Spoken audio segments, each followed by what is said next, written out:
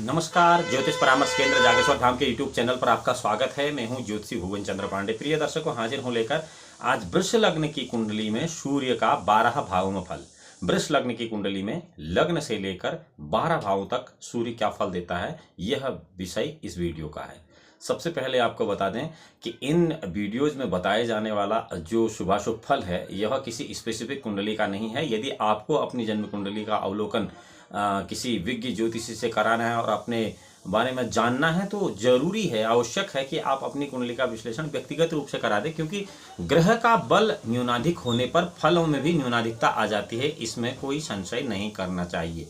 सबसे पहले आपको बताते हैं कि वृष लग्न की कुंडली में यदि लग्न में ही सूर्य स्थित है तो वो क्या शुभाशुभ फल देगा। यदि पहले भाव में यानी कि लग्न में, वृष लग्न की कुंडली की बात कर रहे हैं, शुक्र पहले केंद्र तथा शरीर के स्थान में शुक्र की वृष राशि पर बैठा हुआ सूर्य जो है जातक को मां, भूमि, मकान आदि का सामान्य सुख प्राप्त कराएगा।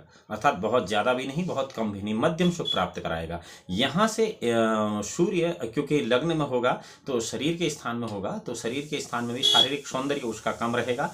और यहाँ से सूर्य सप्तम दृष्टि से अपने मित्र भाव मंगल की वृश्चिक राशि को देखेगा, सप्तम भाव को। तो वहाँ पर मंगल की राशि होगी वृश्चिक राशि, तो वो मंगल की राशि में देखने के कारण जातक व्यवसाय के पक्ष में सुख सफलता प्राप्त करेगा और स्त्री के पक्ष में सुख सफलता प्राप्त करेगा। यानी कि वृष लग्न की कुंडली में यदि लग्न में सूर्य है तो ऐसे जातक को पत्नी का बहुत अच्छा सुख होता है। उसकी पत्नी मनोकूल फल देने वाली उसे होती है। और यही फलाफल स्त्री जातकों की कुंडली में होता है। वह स्त्रियां अपने पति को सुखी रखती हैं और उन्हें बहुत अच्छा सहयोग करती हैं और पति के क्षेत्र में उन्हें भी सफलता मिल जाए, उनका भी पति बहुत अच्छा होता है। मैं बार बार इन दोनों चीज़ों को न कह के, अर्थात एक चीज़ की पुनरावृत्ति न हो, इसके लिए केवल एक बार आपको बता रहा हूं। आप स्त्री जातकों के लिए इसके विपरीत फल अनुमान कर लीजिए। द्वितीय भाव में, धन में, कुटुंब के घर में अपने मित्र की बुध मिथुन राशि पर अगर शुक्र बैठ जाएगा, नहीं शुक्र की राशि, शुक्र अगर बैठ गया, शुक्र नहीं सूर्य, द्वितीय धन भाव, जो धन का भाव होगा, कुटुंब का भाव होगा, मित्र की मिथुन राशि होगी दूसरे घर में, क्योंकि वृष लग्न होगा।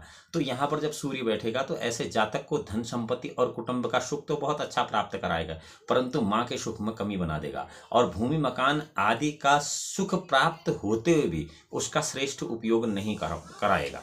अर्थात ऐसे जातक के पास भूमि होगी, मकान होगा, सब कुछ होगा, लेकिन उसका उपयोग करना उसके लिए बहुत असंभव होगा। यानी कि वो कष्टमय जीवन ही व्यतीत करता रहता है। यहाँ से सूर्य अपनी 7वीं दृष्टि से आयु और पुरातत्व के अष्टम भाव को देखता है, और अष्टम भाव को अगर देखता है तो 8वां भाव आयु और पुरातत्व का है, तो जातक को पुरातत्व का लाभ तो प्राप्त होता है और दैनिक जीवन में भी उसे लगभग साधारण सुख प्राप्त होता रहता है। तीसरे भाव में यदि सूर्य बैठा है वृष लग्न की कुंडली में, तो वो पराक्रम का स्थान है, सहोदर का स्थान है। अपने मित्र चंद्रमा की कर्क राशि में वहां पर बैठेगा वो, तो ऐसे जातक को माँ, भूमि, मकान और घरेलू सुख की प्राप्ति होगी। और तृतीय भाव में उष्णीय ग्रह विशेष शक्तिशाली हो जाता है, ये आपको पता है। तो इस स्थान पर सूर्य के कारण जातक अपने पराक्रम द्वारा सफलता प्राप्त करेगा और जो सुख अर्जित करेगा उसमें उत्तरोत्तर वृद्धि करता रहेगा, तो भाई बहन के यथेष्ट सुख को भी प्राप्त करेगा। हाँ, 7वीं दृष्टि से यहाँ से सूर्य 9वें भाव को देखेगा। 9वें भाव में यहाँ पर मकर राशि आ जाएगी, क्योंकि यह वृष लग्न होगा, तो वो शत्रु शनि की मकर राशि होगी। और जातक को भाग्य उन्नति के लिए कठिन परिश्रम करना पड़ेगा, धर्म का पालन करने में भी कुछ लापरवाही बनी रहेगी। अर्थात वृष लग्न में तृतीय भाव का सूर्य उतना अच्छा शुभ फलदायक नहीं होता है जितना कि लोग चाहते हैं। चौथे भाव में यदि सूर्य है, वृष लग्न की कुंडली की बात कर रहे हैं, तो चौथा भाव माँ का है, भूमि का है। वहां पर सूर्य अपनी स्वराशि में होगा, क्योंकि वृष लग्न की कुंडली में चौथे भाव में सिंह राशि होगी। तो यहाँ पर से जातक को माँ का, भूमि का, मकान का और ग्रह जो भौतिक सुख हैं उनका अच्छा सुख प्राप्त होगा। और तेजस्वी सूर्य के प्रभाव से ऊपरी दिखावा अधिक रहने के बाद भी जातक मन से अशांत रहेगा। चौथे भाव में अगर सूर्य होता है तो ऐसा जातक दिखावा करना पसंद करता है वृष लग्न की कुंडली में, लेकिन अंदर से वो अशांत रहता है। इस स्थान से सूर्य अपनी 7वीं दृष्टि से 10म भाव को देखता है। 10म भाव में यहाँ शनि की मूल त्रिकोण राशि कुंभ राशि होगी और पिता, व्यवसाय और राज्य के पक्ष से यहाँ उसे नुकसान उठाना पड़ेगा। तो कठिनाई के साथ उसे सफलता प्राप्त होगी और जितनी भी सफलताएं उसे प्राप्त होंगी उसका वो अच्छा सा सुख भोग करने के लिए थोड़ा ज्यादा परिश्रम करेगा। ये तो तब है जबकि वृष लग्न की कुंडली में चौथे भाव में सूर्य अगर स्थित है। यहाँ यह भी ध्यान रखना होगा सूर्य का बलाबल कम या अधिक होने पर इसके फलों में भी न्यूनाधिकता आ जाएगी। इसलिए बार बार मैं आपसे कह रहा हूं कि व्यक्तिगत कुंडली का विश्लेषण अवश्य किसी विज्ञ ज्योतिष से स्वयं करा लेना चाहिए। पांचवें त्रिकोण विद्या और संतान के भाव में अपने मित्र बुध की कन्या राशि में स्थित हो जाएगा सूर्य। पांचवें भाव में अगर बैठेगा तो विद्या और संतान के पक्ष में वृद्धि करेगा, विद्या में सुख प्राप्त कराएगा, संतान से सुख प्राप्त कराएगा। ऐसा जातक का घरेलू जीवन भी सुख शांतिपूर्ण रहेगा, प्रसन्नतापूर्ण रहेगा, रोज हमेशा प्रसन्न रहने वाला होगा। माँ, भूमि और मकान का सुख उसे बहुत ज्यादा प्राप्त होगा। इस स्थान से सूर्य सातवीं दृष्टि से एकादश भाव को देखेगा। एकादश भाव में वृष लग्न की कुंडली में मीन राशि होगी जो कि गुरु की राशि होगी। तो ऐसे में जातक की आमदनी के साधन अच्छे होंगे और उसे यथेष्ट लाभ भी प्राप्त होगा। छठे भाव में यदि सूर्य होगा वृष लग्न की कुंडली में तो छठा शत्रु स्थान में अपने छठे भाव में, क्योंकि जो छठा भाव है वो ऋण रोग शत्रु का भाव है, इसकी तुला राशि पर स्थित नीच के सूर्य से जातक को शत्रु पक्ष से कठिनाई प्राप्त होगी।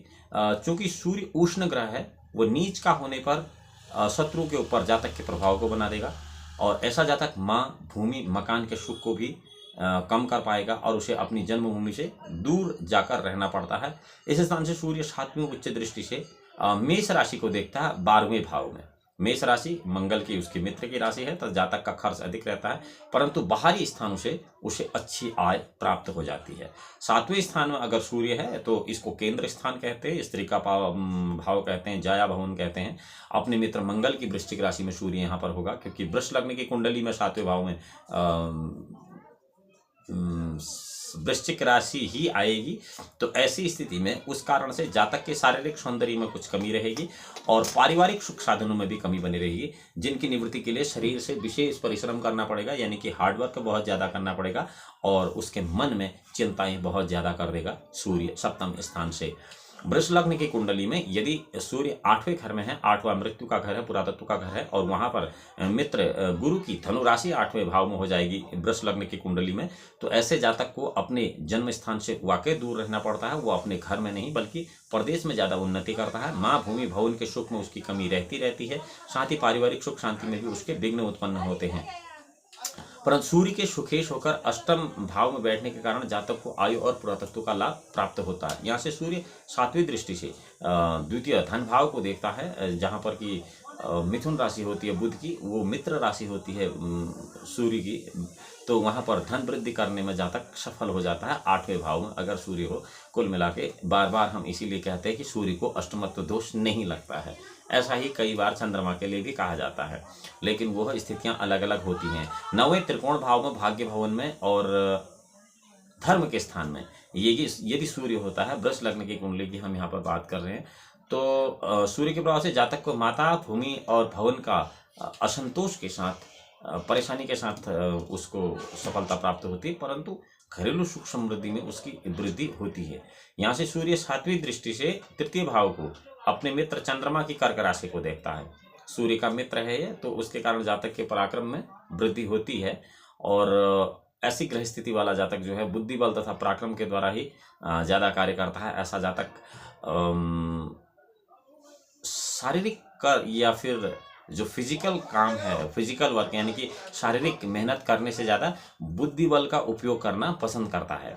और वृष लग्न की कुंडली में यदि दशम भाव में सूर्य है, जिसको हम केंद्र का भाव, राज्य का भाव, पिता का भाव कहते हैं, तो ऐसे में राज्य और क्षेत्र और पिता से उतना अच्छा सुख नहीं मिलता, सामान्य सुख जातक को मिलता, परंतु शत्रु राशि होने के कारण कार्य में भी कोई पूर्ण सफलता उसको नहीं मिल पाती है। अपनी सातवीं शत्रु दृष्टि से वो चतुर्थ भाव को देखता है, जहाँ पर कि सूर्य की सिंह राशि अपनी ही स्वराशि होती है, तो जातक को माँ का सुख अच्छा मिलता है, घर का सुख, पैतृक संपत्ति का सुख मिलता है, लेकिन पिता के साथ संबंध या अपने काम में उसको सफलता नहीं मिलती है, क्योंकि दशम भाव कर्म का भाव भी है, उसको हम राजेश भी कहते हैं। बहुत सारे लोग राजनीति में यहाँ पर असफल हो जाते हैं अगर दशम भाव में सूर्य वृष लग्न की कुंडली में हो, तो यह राजनीति के लिए अच्छा योग नहीं है।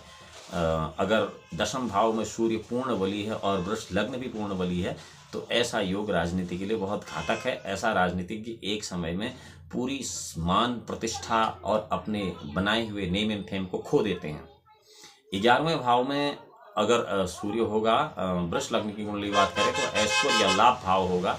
ऐसे ऐश्वर्य भवन में अपने मित्र गुरु की राशि होगी, वहाँ पर मीन राशि, गुरु की मित्र मीन राशि होगी। तो ऐसे सूर्य से जो आदमी होगा वो अपने इनकम और सोर्स ऑफ इनकम जो है, आय के संबंध में बहुत अच्छी सफलता प्राप्त करेगा। वो जिस भी काम में हाथ डालेगा वहाँ उसे अत्यधिक लाभ प्राप्त होगा। साथ ही माँ का, भूमि का, कुटुंब का सर्व सुख उसे प्राप्त होता है। इस स्थान से सूर्य 7वीं दृष्टि से पंचम भाव को देखता है। 5वें भाव में उसके सामान्य मित्र बुध की कन्या राशि होती है वृष लग्न में।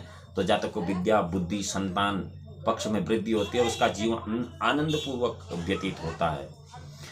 12वें व्यय भाव में अगर सूर्य हो, वृष लग्न की कुंडली की हम बात यहाँ पर कर रहे हैं, तो 12वें व्यय भाव में वहाँ पर मेष राशि हो जाती है जो कि मंगल की राशि है और यह सूर्य की मित्र राशि है। तो जातक का खर्चा अधिक होता है परंतु बाहरी स्थानों से उसे लाभ अच्छा प्राप्त होता है। इसके साथ ही भूमि, मकान आदि के संबंध में थोड़ी हानि उसे उठानी पड़ती है। ऐसा जातक यदि अपने जन्म स्थान को छोड़कर अन्य स्थान पर रहे तो उसे विशेष लाभ होता है।